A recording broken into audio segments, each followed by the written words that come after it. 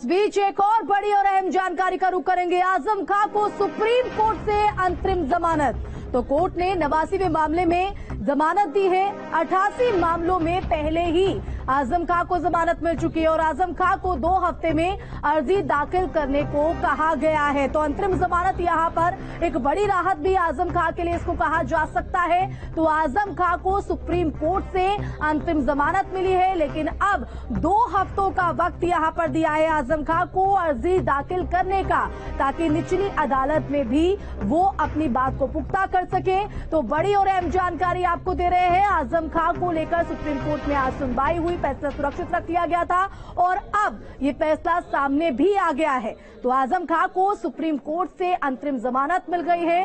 Court ने 89वें मामले में ये जमानत दी है। तो एक मामले में ये जमानत, इससे पहले 88 मामलों की बात करें तो उसमें पहले ही आजम खां को जमानत मिल चुकी है और अब बड़ी राहत यहां पर आजम खां को इस अंतरिम जमानत के साथ ही, लेकिन आजम खां को 2 हफ्ते में अर्जी दाखिल करनी होगी। ये आदेश है सुप्रीम कोर्ट का।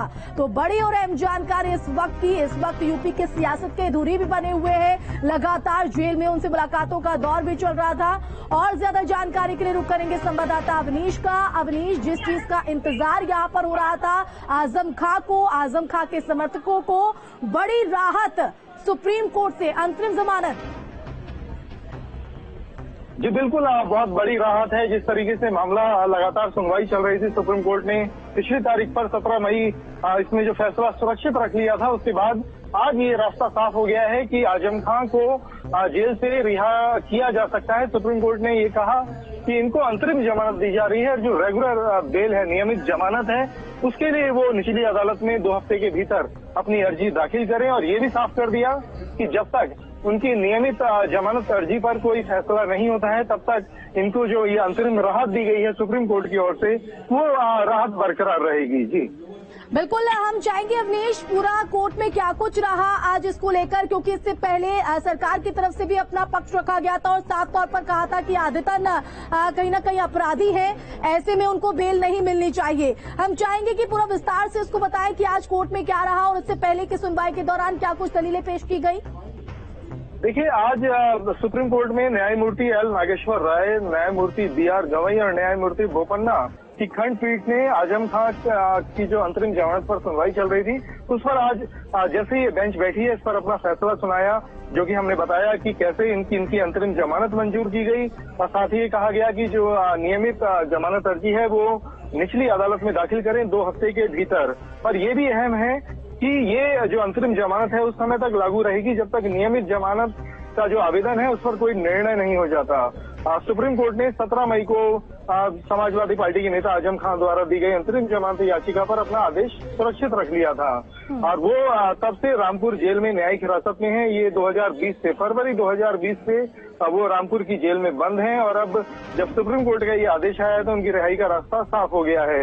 उनकी तरफ से जो सुप्रीम कोर्ट में यही दलील दी गई थी कि उनकी जमानत में बेवजह की देरी की जा रही है। बिल्कुल अवनीश, लौटेंगे आपके पास, समझेंगे आपसे। और हमारे साथ बीजेपी प्रवक्ता आलोक अवस्थी जी भी जुड़ गए। आलोक जी, बहुत बहुत स्वागत है आपका न्यूज स्टेट पर। और सरकार ने अपना पक्ष रखा, लेकिन अब सुप्रीम कोर्ट से बड़ी राहत, इसको कहा जा सकता है आजम खां के लिए। देखिए, न्यायपालिका का पूर्ण अधिकार है कि वह क्या निर्णय ले। न्यायपालिका ने आजम खां को जमानत दी है तो वो जमानत उनको स्वीकार्य होगी। लेकिन मेरा इतना यही कहना है कि आजम खां कोई बड़ी नहीं हो गए। आजम खां साहब के ऊपर बहुत सारे गंभीर आरोप है। जिस तरीके से उन्होंने सत्ता में रहते हुए सत्ता का दुरुपयोग करते हुए गरीबों को सताया था, गरीबों की तमाम जमीनों पर कब्जा किया, गरीबों की तमाम प्रॉपर्टी लूटी गई थी और उनकी सुनवाई नहीं होती थी। भारतीय जनता पार्टी की सरकार ने उन गरीबों की सुनवाई करी, उनकी सुनवाई में उनके खिलाफ FIR लिखी गई और 2.5 साल तक वो जेल में रह जाने की कोर्ट ने भी उनको नहीं माना था कि वो जो है उनके खिलाफ गंभीर प्रकृति के अपराध थे और कोर्ट ने उनको जमानत इसीलिए नहीं दी थी।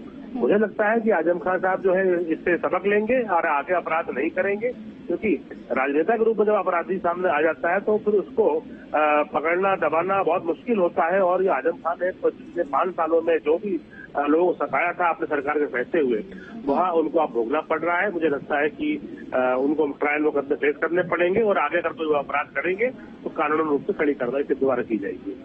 बिल्कुल, और इसी बीच हमारे साथ अनुराग भदौरिया जी भी जुड़ गए। अनुराग जी, बहुत बहुत स्वागत है आपका न्यूज स्टेट पर। और जो लंबी लड़ाई यहाँ पर लड़ी जा रही थी, उस लंबी लड़ाई में कामयाब होते दिख रहे हैं अब आजम खां। अंतरिम जमानत उनको एक बड़ी राहत सुप्रीम कोर्ट से, आप किस तरह से देख रहे हैं फैसले?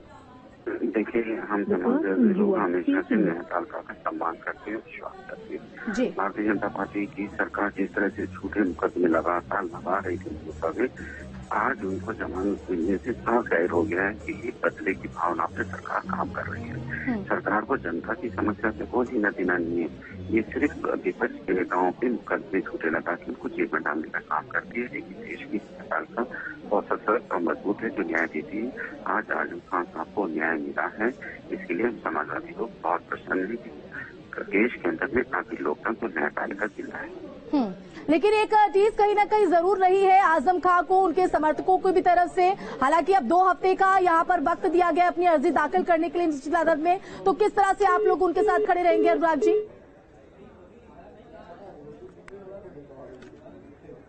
तो एसपी प्रवक्ता हमारे साथ जुड़े थे, सर्वोच्च न्यायालय का उन्होंने शुक्रिया अदा किया है और साथ ही बीजेपी पर झूठे आरोपों में इस कार्रवाई को लेकर बात कही है। बहुत शुक्रिया तमाम जुड़ने के लिए। अनुराग भदौरिया जी आपका, और आलोक अवस्थी जी भी लगातार हमारे साथ जुड़े हुए हैं। आलोक जी, अनुराग जी को आप सुन रहे होंगे, सीधे तौर पर उन्होंने आरोप लगाया है, मढ़ा है स्वर्वोच्च न्यायालय के आदेश का, तो उन्होंने शुक्रिया अदा किया, लेकिन आप लोगों पर झूठे आरोप, मरने का आरोप लगा रहे थे।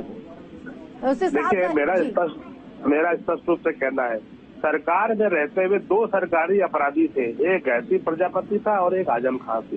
दोनों को अखिलेश यादव जी ने बचाया था और आपने देखा होगा इसी गायत्री प्रजापति के ऊपर रेप का आरोप था और हमारी सरकार ने सिद्ध करवा करके उसको आजीवन कारावास सजा कराई है। वहीं आजम खां की बात की भी आप कह लेंगे तो लगातार 2.5 साल तक वो जेल में रहे हैं और उनको जमानत आदरणीय न्यायालय ने नहीं दी है। यानी कि जो उनके ऊपर आरोप लगे हैं, जो तथ्य हैं, जो सबूत हैं, जो गवाह हैं, वह इतने पुख्ता है कि कोर्ट ने उनको सही मानते हुए उनको जमानत नहीं दी है।